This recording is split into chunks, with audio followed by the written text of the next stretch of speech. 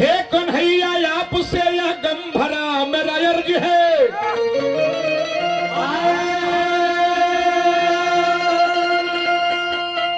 मुझे शायद हमको तारने में क्या तुम्हारा हर्ज है।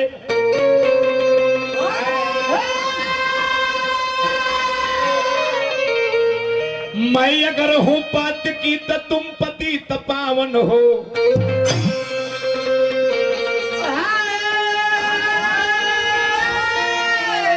पाप करना काम मेरा, तारना तेरा फर्ज है।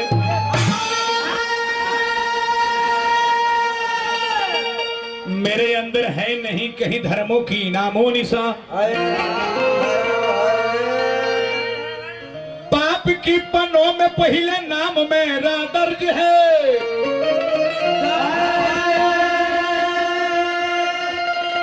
लो चुकाता हूँ बहा कर आंख से गुलाब जल,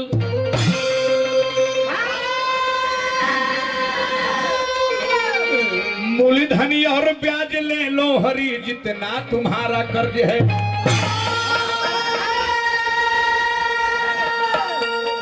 मेन से आवेदन तनी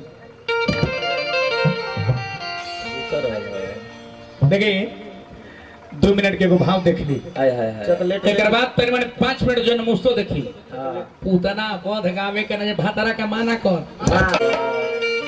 कलाकारी सिपाही दी इन के एगो फालतू चीज गाला पर कलाकारी होला। आओ हंसई थे मरबो के गाया चल जाए। साहित्य में लोग लिखे क्या के रखे कि राधिका जी बैठे रही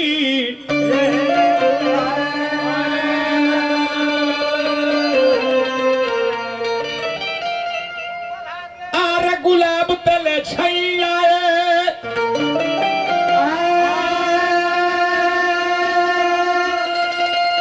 इतने में किरियक बोल उठी। किरी के मतलब जाना तो नहीं जा, किरी के मतलब क्या है? बोल बोल बस सुअर का था तू बोल। किरी के मतलब सुगा। ये पढ़ा लिखा पढ़ा लिखा है अब खाली रहरिये में जाके फिर रहो। इतने में किरियक बोल उठी राधे कृष्ण कहुरी, अब पिया के पीर से जली जात देह सभी, काहे को जले परी नमक छुरतरी। यह बात के सुर ताज सुख सागर में लिखले बानी कि जब पापी पपी हरा के पे को बुरी,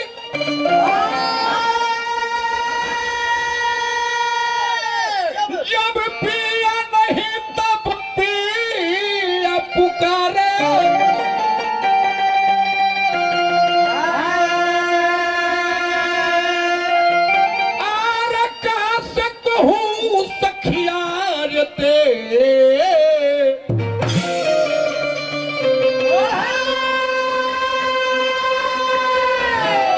अरे जब श्याम नहीं तब श्याम पुकारे,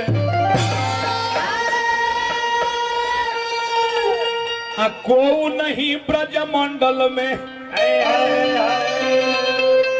तब पापी पपी हरा के चोचे उखारे। राधिका जी बैठल बड़ी आ तबले बिंदु अली सखी का ए भछन इतना दिन से आशा में बाड़ू, माई गरियावतारी भाई गरियावतारे, भगवान को चिट्ठी उठी देले बड़े ना ना लिफाफा ना देले बड़े तो मर जाइबू, मर जो भगवान कैसे मर जाइबू। आ तबले उद्धव जी के चिट्ठी लिख के भगवान देता रहे, डाक से 100 रुपया चिट्ठी लिखाई मिलो। आनंद कुमार उर्फ मुखिया प्रत्याशी बंधु भैया के 100 रुपया पुरस्कार। बुधन भी हाँ पंचोचर कालो का भाव तो ठीक नहीं है लिखे थे तो बहुत रुपया के पुरस्कार हार्दिक प्रणाम बा। आप तबले भगवान उद्धव बाबा के चिट्ठी लिख के देता नहीं कि उद्धव अरे राधिका अफसोस में मर जाए जाके कह दो आई चिट्ठी दे दी हो। जब चिट्ठी राधिका पढ़ली हो तो चिट्ठी में लिखा रहे कि राधिका आत्मा से परमात्मा अलग ना हो खेले, भक्त से भगवान ही अलग ना हो खेले। राधिका हम तहरा से अलग ना हो। ये चिट्ठी देखली राधिका हो तो छाती में मुका मार के गिर के कहतर की जाके उधो बाबा कि अरे बजर के छतिया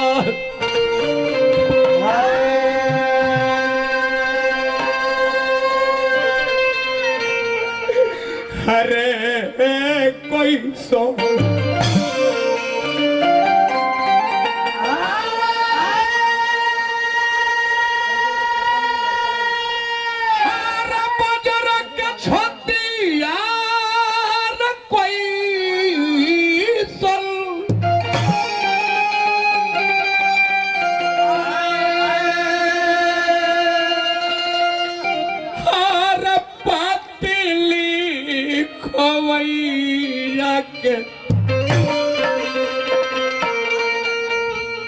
बाबा जाके कह दो कि राधिका बना बची है। अरे कोई दी बतिया हो बाबा, अरे कोई दी हो बतिया बाबा। कृष्ण जन्मोत्सव में भगवान कृष्ण के व्रता भजन करे के चाहे 9 गो राग मिलावल है। आएंगे भातरा के समझावी ना। अरे कही दी हो बतिया बाबा, बतिया बाबा। आहो कुंवर कन्हैया से अरे कही दी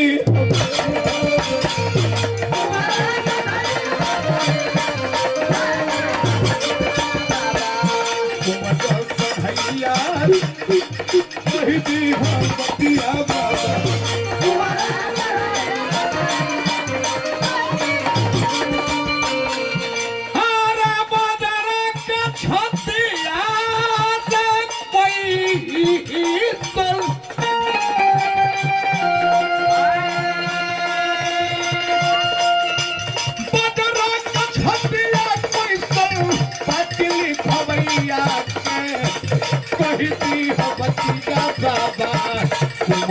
कन्हैया से पहिली बतिया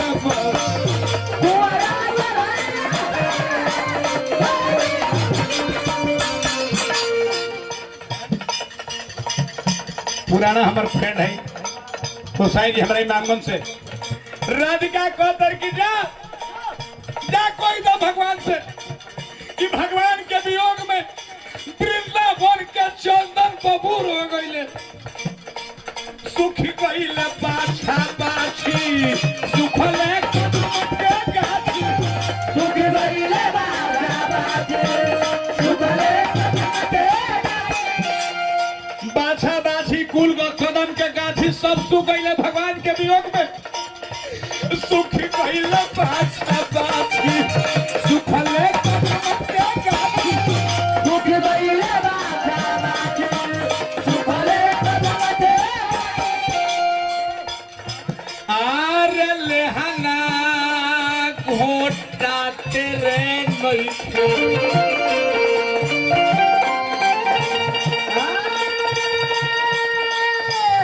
आरे लेहना घोटा तेरा नइखे।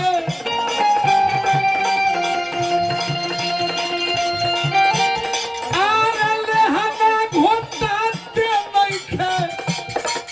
अब मैनी गैया के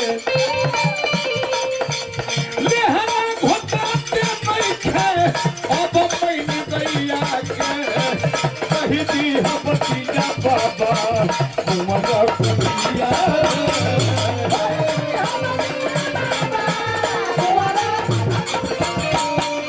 कही दी हो बतिया बाबा कुंवर कन्हैया।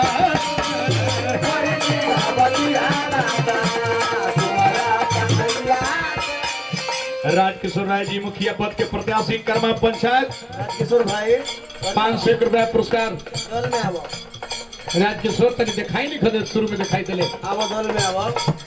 लेकिन कहते के ए सखी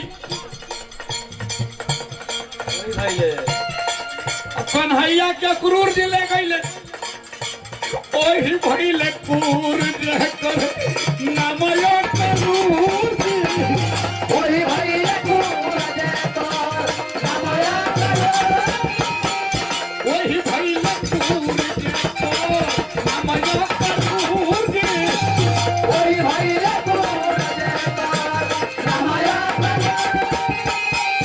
गाना बजाना के मतलब कि हमारे श्रोता शांत हो जाए आ जखनी हुड़दंगई करे जखनी हाला करे तब मजा हो हमारा माइंड के अनुसार हमारे श्रोता हो जाए ओकर नाम कलाकारी हो वही भइले कूर जकर अन्नमयो करूर जी ओही भइले कूर नामयो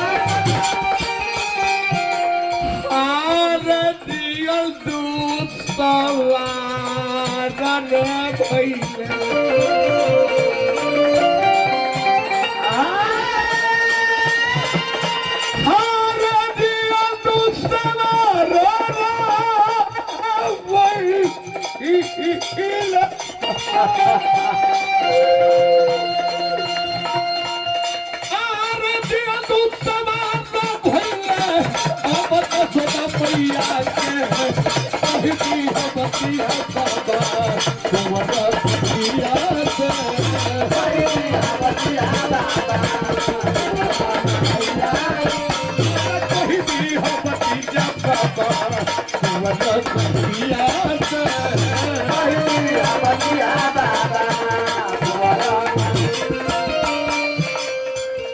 जदमन श्रीमणि कृष्ण के जदवंश व्यास हो के तनी बढ़िया सगावे के चाहिए भगवान के वियोग में सुखी गईल वृंदावन जरला धुआं के रतन सुख गईल वृंदावन जरला धुआं के रतन सुखी गईल सुख गईल वृंदावन जरला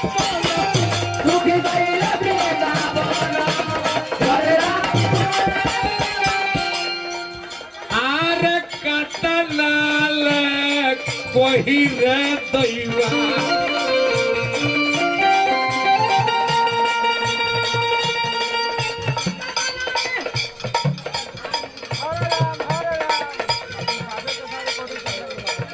करियावा जमुआवा के माने हमारा उमेश सिंह जी जिनका पुत्र वधु कटलाल कोइरा हार कटलाल कोहिरे सुगर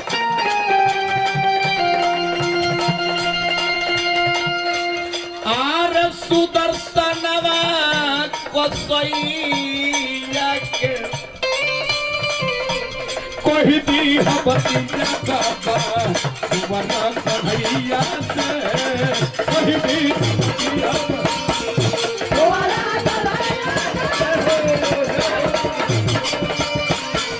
कुंवर कन्हैया ऐसे कौन गरम गावस हो।